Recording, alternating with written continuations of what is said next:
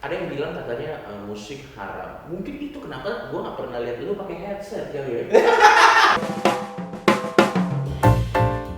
Assalamualaikum warahmatullahi wabarakatuh. Kembali lagi di konten gua bareng Coki. Coki bertanya, Habib menjawab. Kita akan melanjutkan pertanyaan-pertanyaan Coki dengan saling mengamankan diri satu sama lain. Sebenarnya sih lebih ke arah kalau gue ya Bib ya, gue tuh bertanya sama lo sih supaya gue pengen mencari orang yang tepat aja gitu untuk memuaskan rasa ingin tahu gue kenapa orang Islam melakukan hal-hal tertentu. Iya. Supaya outputnya ke gue tuh tidak menjadi kebencian. Iya. Gitu, karena kan memang kan apalagi di saat sekarang ini walaupun memang kita dianjurkan untuk social distancing atau saling berjauh-jauhan, tapi kan kita tetap harus hidup bermasyarakat. Betul. Dan bagi gue juga pertanyaan Coki pertanyaan yang pertama dalam, kemudian kedua mewakili banyak orang. Betul. Sehingga ketika gue jawab ini akan menjadi konten yang bermanfaat bagi banyak orang gitu. Tapi kayaknya dari konten paling enggak konten YouTube yang gue tahu Bib ya, kalau konten orang sesama agama Islam saling bertanya mengenai hukum, kita bisa menemukan itu di mana-mana. Tidak perlu di YouTube bahkan. Betul. Pertama, pertanyaan kalau dari sesama muslim, gue akan cenderung menjawab dengan jawaban-jawaban yang basisnya adalah Quran, hadis. Ya. Karena kita sudah punya iman, agama, dan point of view yang sama. Betul. Kalau sesama muslim. Sehingga misalnya, Bib itu kenapa gini, gue jawab, oh iya karena di Al-Quran begini. Tapi yang ada di samping saya sekarang kan seorang yang tidak peduli dengan segala sesuatu.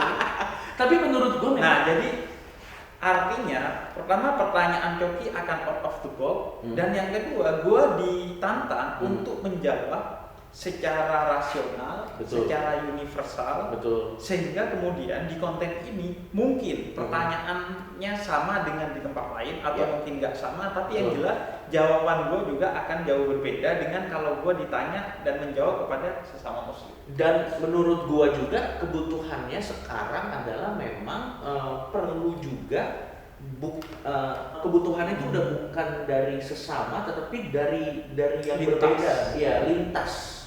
Supaya tidak ada kesalahpahaman. Menurut gua sekarang itu salah satu kebutuhan yang kurang diperhatikan.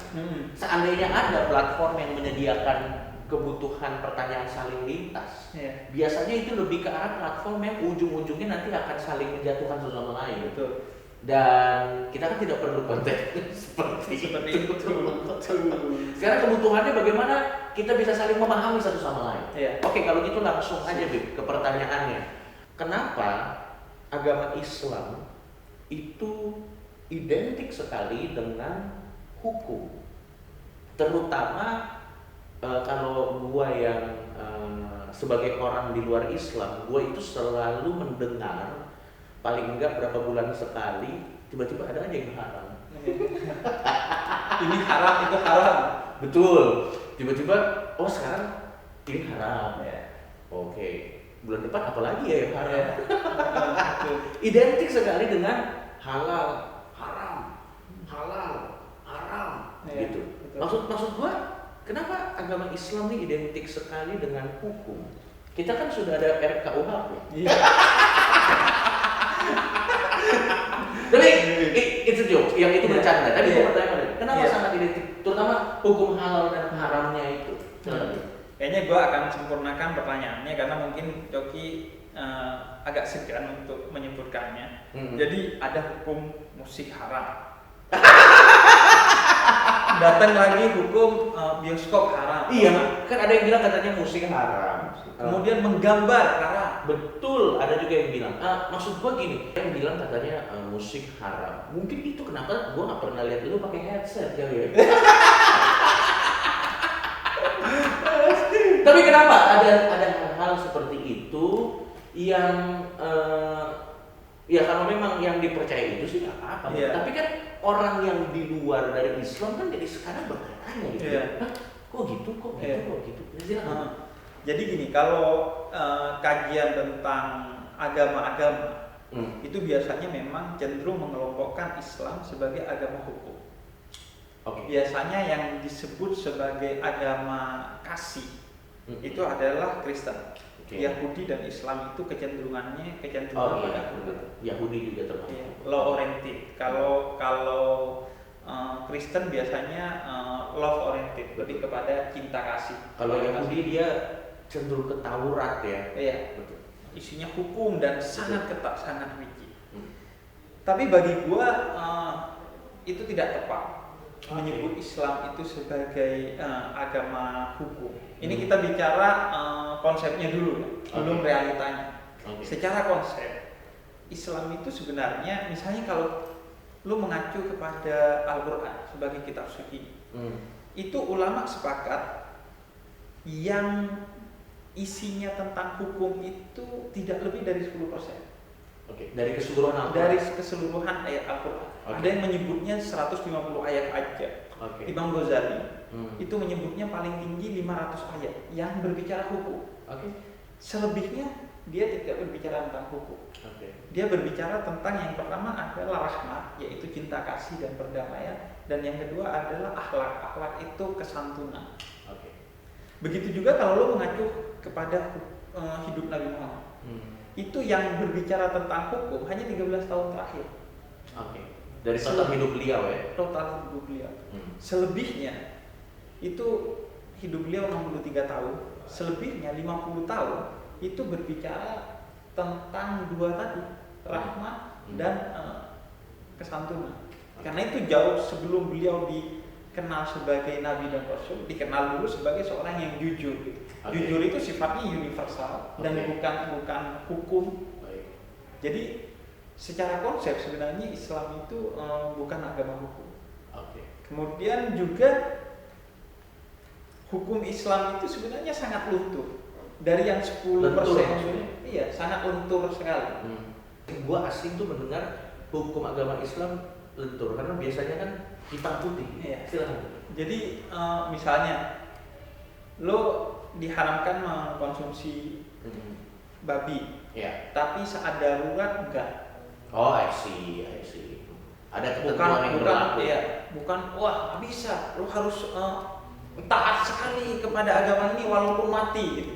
Ini bagi gua bukan tidak berdasarkan fakta. Buktinya sekarang yang banyak. Jangan takut corona, mati deh. Yang penting kita dalam keadaan taat. Ada fakta di lapangan. Ada fakta. Kemudian yang kedua juga hukum itu misalnya kalau lu sakit atau sekedar lu dalam perjalanan, itu hukum dikurangi. Misalnya sholatnya yang biasanya 4 rakaat jadi 2 rakaat. Atau hujan deras, lu mau berangkat Jumatan hujan deras, lu boleh gak Jumatan? Masa? Boleh. Ini gue baru tahu. Apalagi corona gitu kan. Aneh kalau orang maksain Jumatan saat corona itu aneh gitu. Karena bahkan ada hukum yang mengatakan kalau lagi hujan pun dan keadaannya tidak memungkinkan boleh. Iya. Apalagi sekedar tarawih. Sholat tarawih yang sunnah gitu. Sholat Jumat aja yang wajib.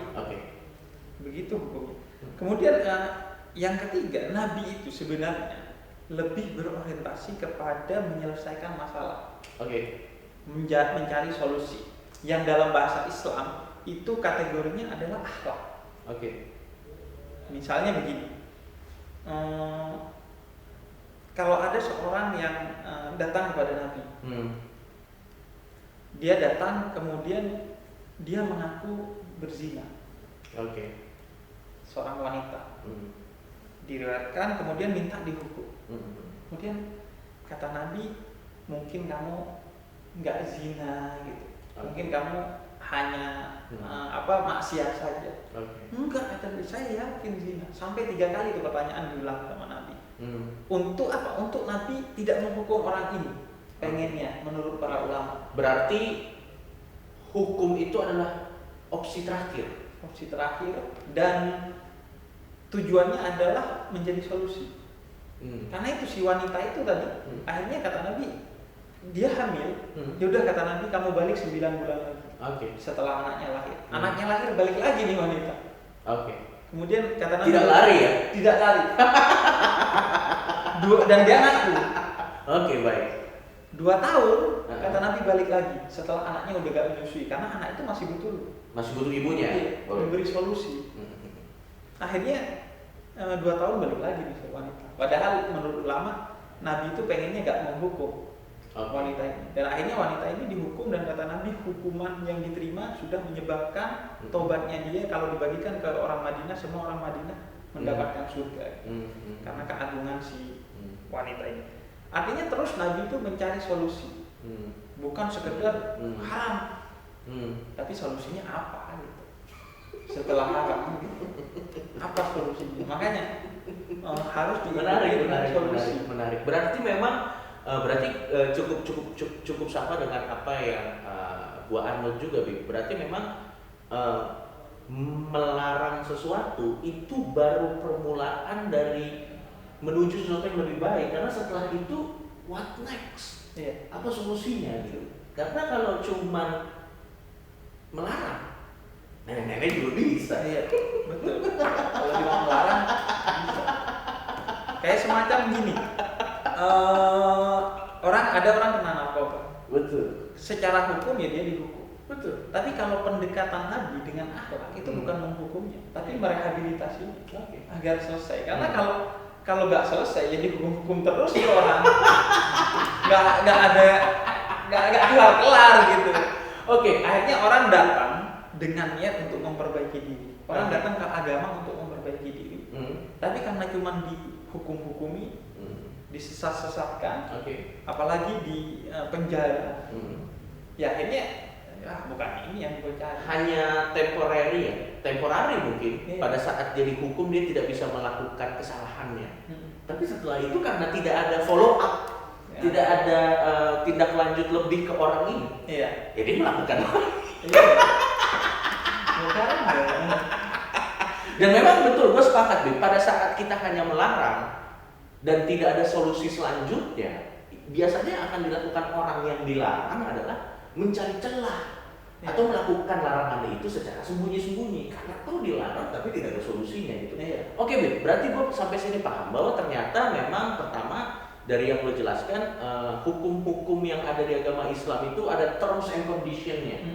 Tidak saklek gitu. Dalam situasi-situasi tertentu bisa lah untuk menjadi lentur. Tapi dengan catatan memang itu situasi yang nyata apa adanya ya. Bukan kita rekayasa sendiri. Misalnya contoh Anda malas sholat, Anda tinggal di daerah yang hujan terus, itu mah Anda brengsek. Jadi maksudnya kalau memang ada situasi yang di luar kendali kita ya itu bisa lentur gitu. Nah sekarang pertanyaannya, kenapa yang sangat kental hal yang lu ucapkan tadi tidak naik ke permukaan? Nah ini, tadi kita sudah bicara teorinya, hanya 10% hukum dan itu pun sangat betul, hanya 10%, tapi yang tergaung seolah-olah hukum 99%. Bahkan 100%. Buat orang yang nggak ngerti. Kenapa yang kan gini, lagi-lagi kayaknya Coki sungkan yang mau bilang. Kulkas aja ada hukumnya, halal. Kulkas halal. Itu gua maksud gua gini, dengan segala keterbukaan pikiran gua mencoba memahami kenapa kulkas ini harus halal. Makanya. Nah, itu kenapa kira-kira begitu? Iya, kenapa faktanya begitu? Karena gini, kalau lu memberikan solusi, kalau lu merangkul orang, itu kayaknya nggak gagal. Ada orang salah, kemudian ya sudahlah kita maafkan. Itu nggak sesuai dengan semangat kita yang biasanya cenderung pada hal-hal yang keras, hal-hal yang ayo kita eksekusi gitu. Yang sebenarnya pun sebenarnya tidak seperti itu. Sebenarnya tidak seperti itu. Karena itu Allah ketika menyuruh kita berperang di dalam Al-Quran, itu Allah katakan memang lu pasti membenci berperang. Manusia sebenarnya tidak suka berperang. Betul. Tapi faktanya sekarang itu dia pengen ketika orang datang kepada dia, orang itu ditundukkan dengan wah Anda salah, Anda harus begini, Anda harus begini, sehingga orang itu tunduk kepada dia. Sehingga gua curiga, jangan-jangan ada unsur ego di dalam. Baik. Dengan hukum-hukum itu lo ingin bisa membalas dendam, bisa memperbudak dia. Betul. Ingin dia tunduk secara penuh kepada lo. Betul. Kalau memberi solusi kan ya udah ini solusi, kayak gua memberi solusi. Coki mau terima atau enggak terserah Coki gitu. Ini gua gak bicara agama. Misalnya dalam beberapa hal yang dikeluhkan oleh orang dari apa yang disampaikan opininya Coki, gue sampaikan. Setelah itu Coki mau ikut apa enggak, tunduk apa enggak pada gue gak ada urusan. Nah ini memang kurang nyaman sih secara ego. Betul. Gue pengennya tidak bisa semua orang bisa melakukan hal itu.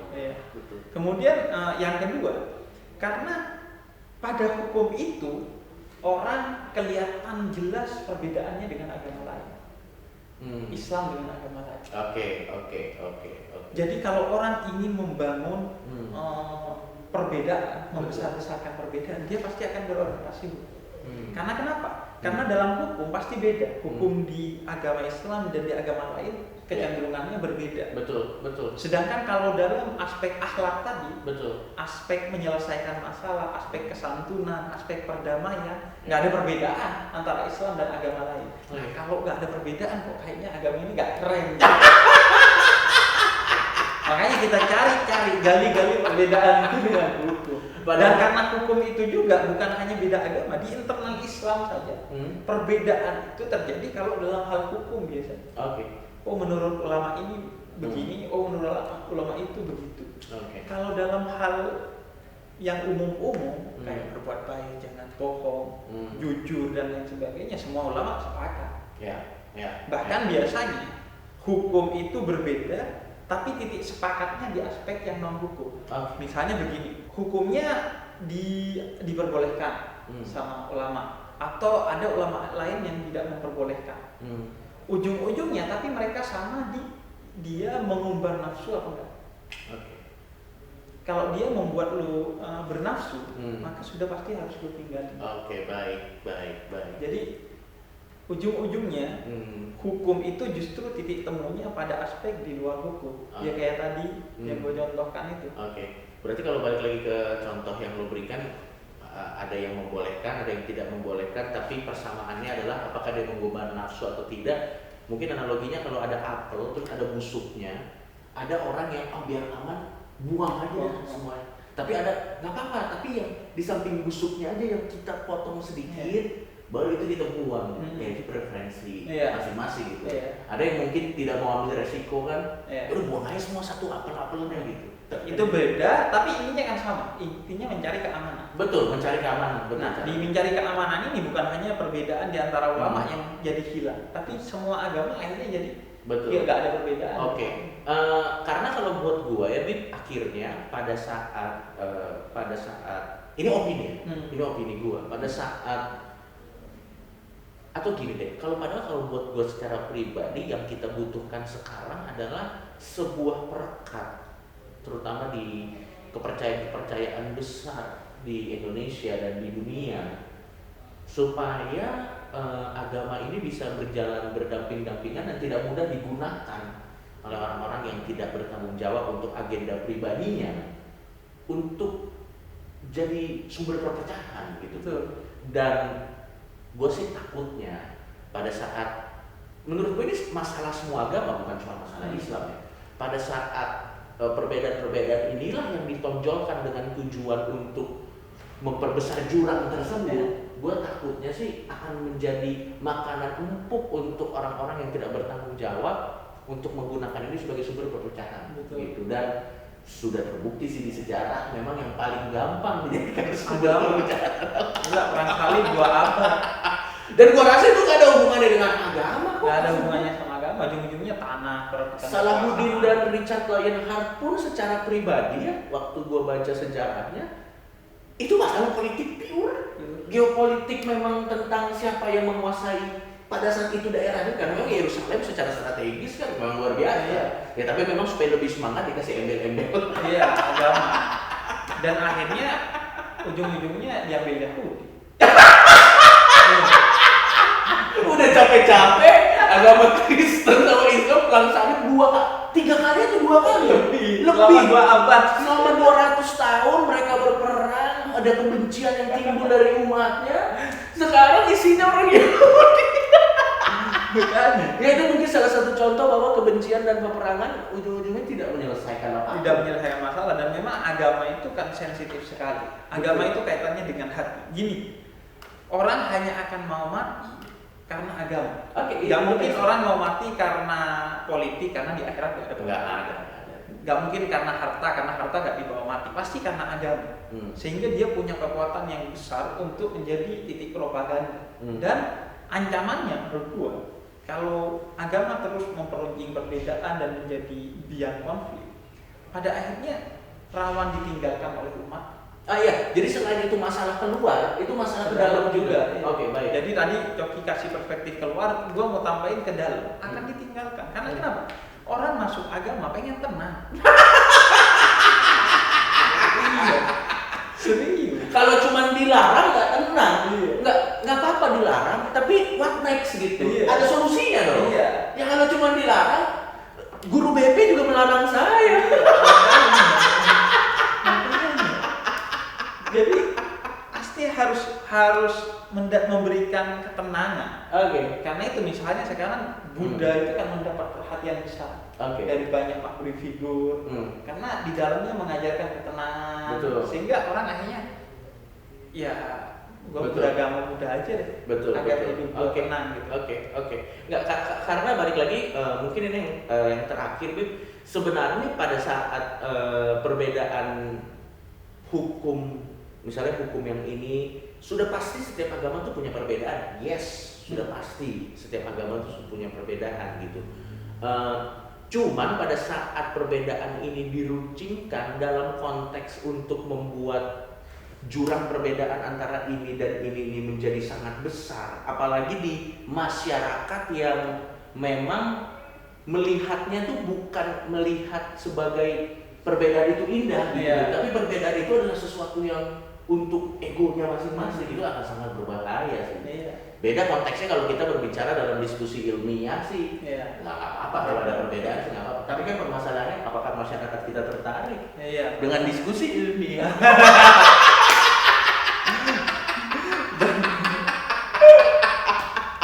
Oke, Bib. Dan tugas kita itu adalah menyatukan, karena perbedaan itu fakta, bukan membeda-bedakan. Jadi tugas, karena perbedaan itu sudah fakta. Jadi tugasnya adalah merajut persatuan. Oke, baik kalau gitu. Itu dulu pertanyaannya. Disimpan. Karena ini bisa jadi berantai untuk episode. Thank you, Bib. Thank you. Sama-sama, Bib. Oke, itu teman-teman. Makasih. Assalamualaikum warahmatullahi wabarakatuh.